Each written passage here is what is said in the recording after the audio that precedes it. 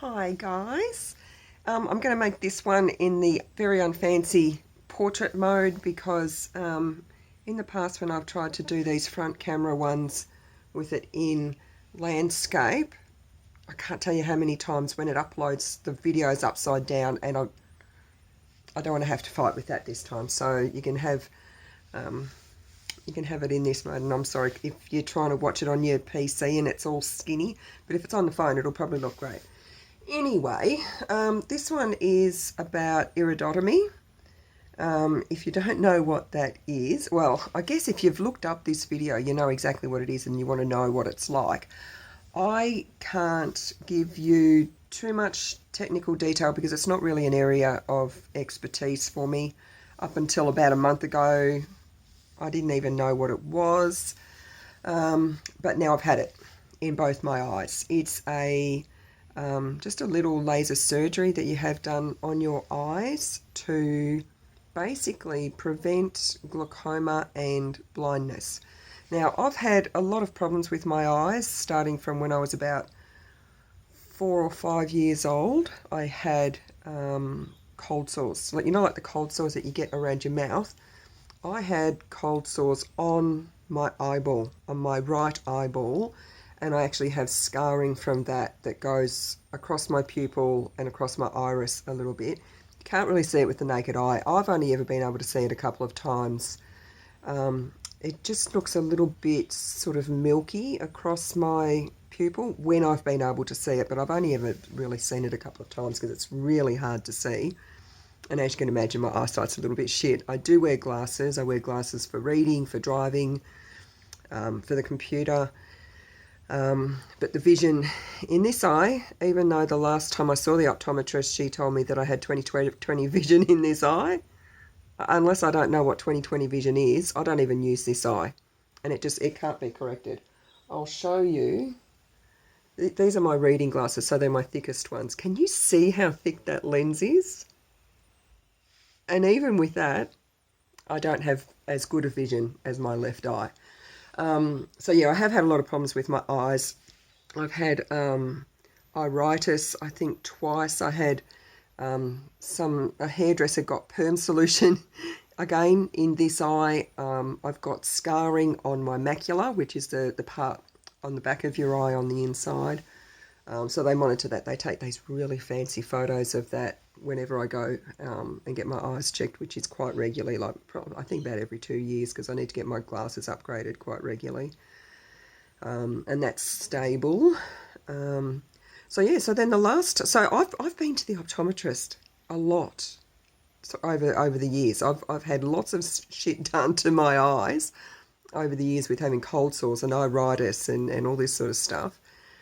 But they had never checked me for narrow angles, and it's something that I was born with. It's not something that has developed over the years, and they've only just noticed.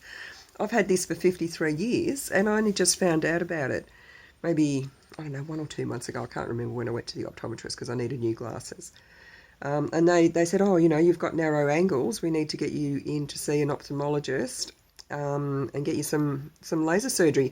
Now, it's not the same sort of laser surgery that you get when you have cataracts. It's different to that.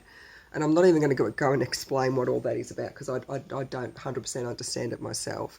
So they referred me off to see an ophthalmologist, and they checked my narrow angles and said, yes, you need this laser surgery done. We'll book you in for that. And they only did one eye at a time. I had them done 2 weeks apart.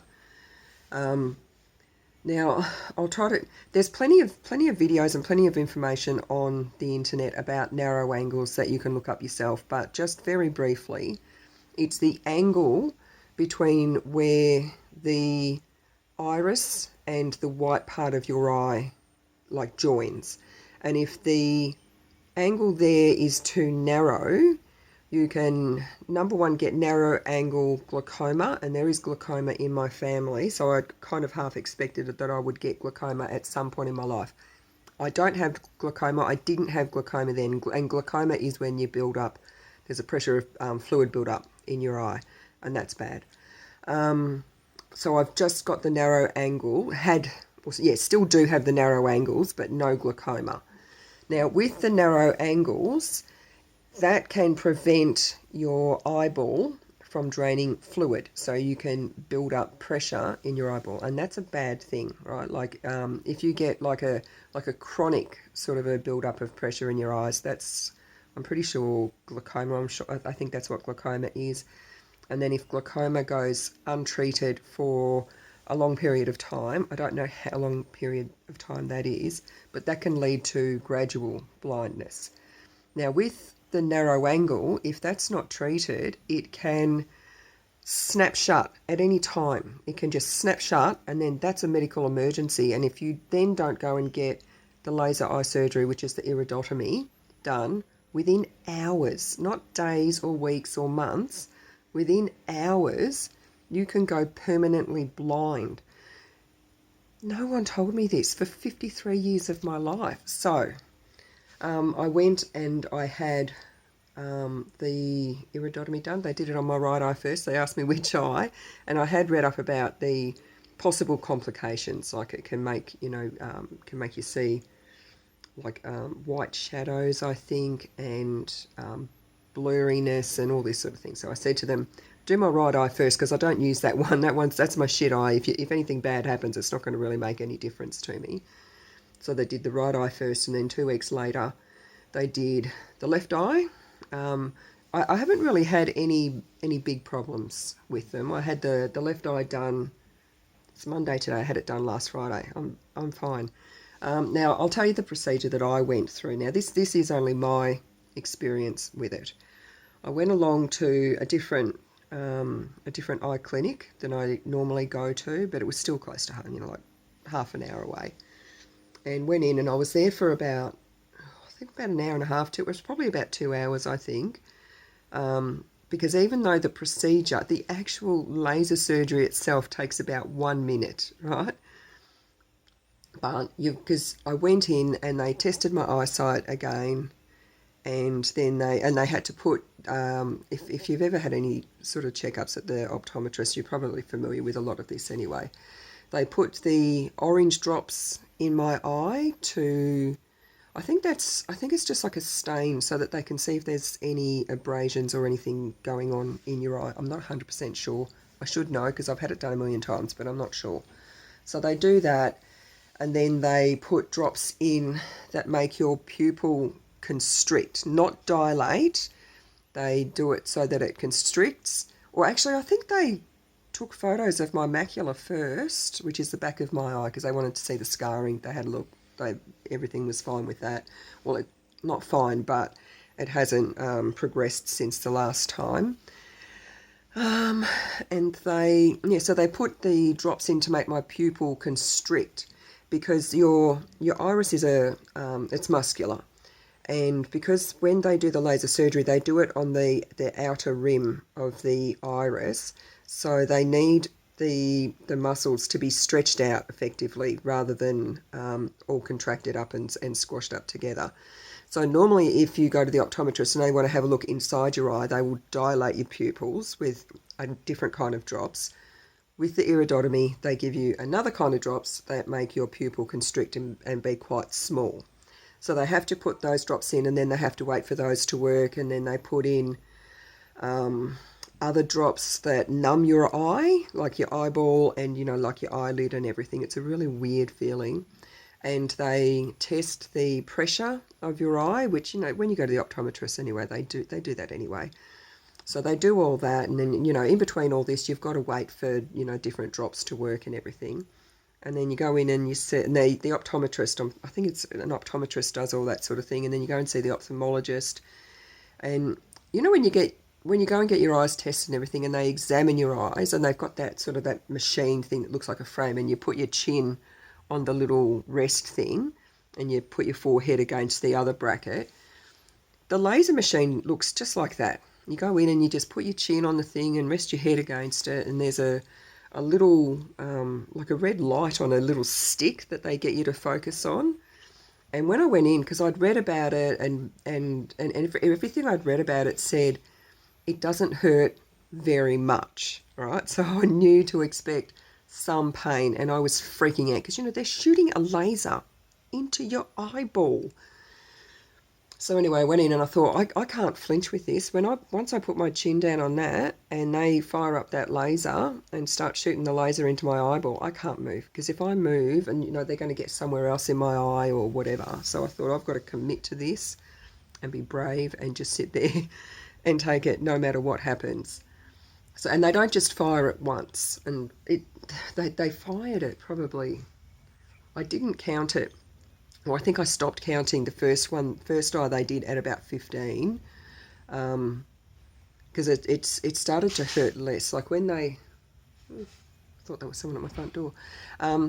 When they did the first eye, they fired it like about 15 times that I counted, and as they were firing it, it started to hurt less and less. So I just stopped counting. But with the second one, it was hurting more and more as they did it.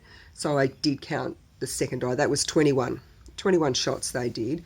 And that they fire it. It's fairly fast. Like when I say 21 shots, you know, it's you're sort of like, oh my God, that's horrific. That's such a long time for it to be hurting. It took maybe a minute. And I didn't time it, but I would say it was no longer than a minute. So it's pretty fast. And they don't sort of just, you know, like shoot it like constantly. They do, you know, like 3 or 4, and they, you know, stop for a few seconds, and then they, you know, do a few more bursts. And in case you're having a heart attack, in case you've got to go and have this done, yes, it did hurt a little bit, but not bad. That the left eye hurt more than the right eye. But even so, it wasn't a bad pain. I didn't flinch. I didn't move away. I didn't feel panicked or anything like that. The first time I went, I took my sister in with me because I was really scared because I didn't know what to expect. The second time I was a big girl. I just went in all by myself and I was fine. I was fine. If I have to go back, because sometimes if it doesn't work the first time, they have to redo it. If I need to have it redone, no big deal. I'll just go, and it's just such a quick pain, and it's not a bad pain. It feels like if someone had like a teeny tiny little mini rubber band and they were just like flicking it at your eyeball, which I know sounds really, really bad, but it's not as bad as it sounds. It's just a real quick, just like that. And you hear it as well. It's just like I guess what you would imagine a laser would sound like. It's just a little, it's so quick. It's really nothing to worry about, although everyone experiences pain differently.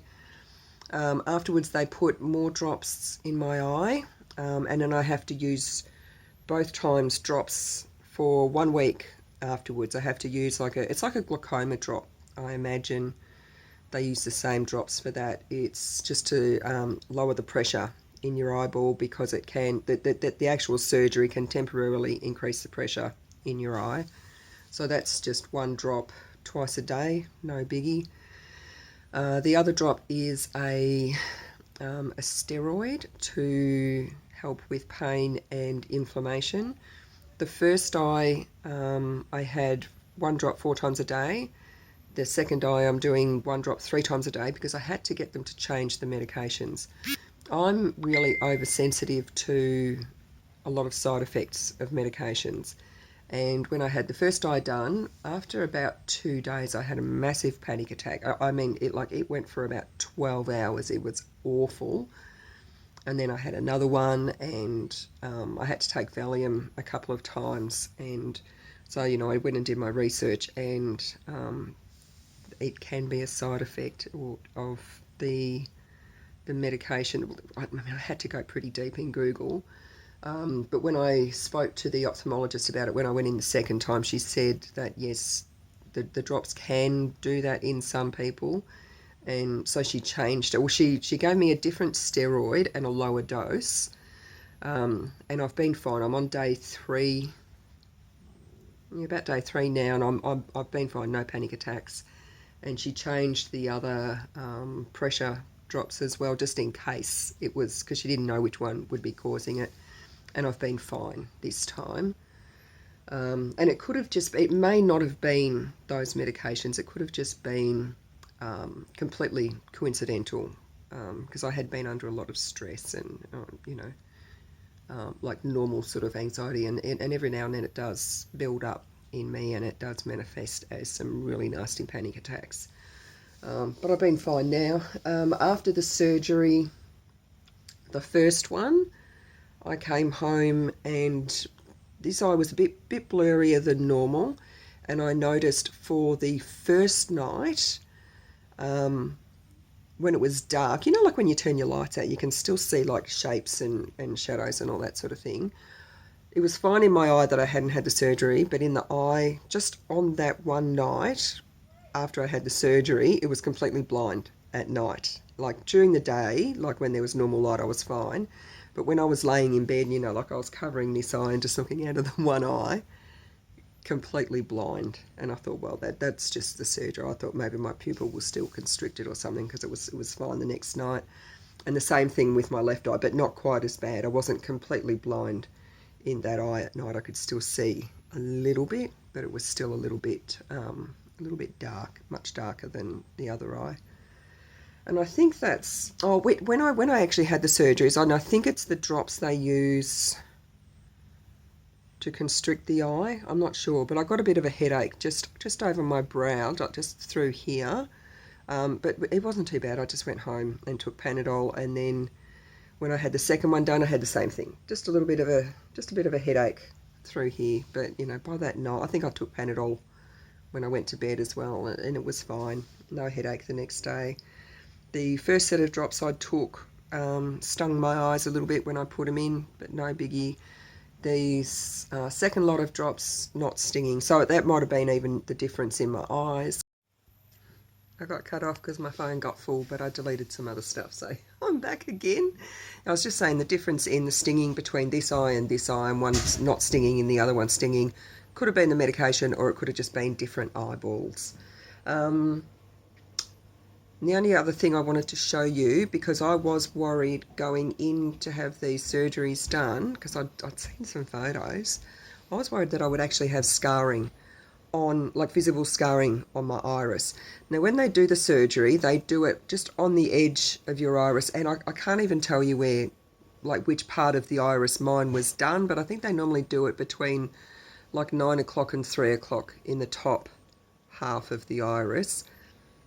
But I really don't know. I can't tell you. So I will get up as close as I can with the best lighting I can, so you can see on both of my eyes that there's no scarring there. And I hope my phone can actually focus. I look great. I look like a fucking idiot. But you can see that there's no, I can't see any scarring at all. I think that's reflecting some light there. Hopefully not, but I don't even know. And I've had a really good look. I can't see any scarring at all. Because I had to look back on the other video, because I don't pay attention when I'm making the videos. I had to look back on the other video to see exactly where it cut off, and I've realised that I look like a fucking hobo. I'm in Melbourne and we're in lockdown 4 since all this started, which I actually love lockdown, because I can just look at me. Here's my PJs. I've actually got shoes on because I had to go out to the shops, and yoga pants. But this is a pajama top that I wear out of the house because I love it so much. It's nice and soft and floppy. And I've got full, look at that hair. I've gone full lockdown with my hair. I haven't done anything with it for days. And my daughter, I went and laid on my daughter's bed earlier, and she was giving me like a really good scratch, because I pretend that I'm a puppy. And she'd given me a really good scratch. So my hair is just absolutely magnificent. Absolutely magnificent.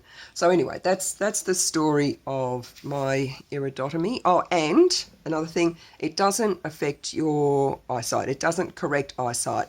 All it's done for me now is I will never get glaucoma, and I won't go blind from narrow angles. But I'm glad that it didn't affect my eyesight, because I had just forked out for three pairs of glasses. And my eyesight hasn't changed. My glasses all still work exactly how they did before I had it done. I wish it had been able to fix my eyesight, especially this eye, but it didn't. So if you're going into it, Yeah, it does hurt a little bit, but it's not the end of the world. That's it.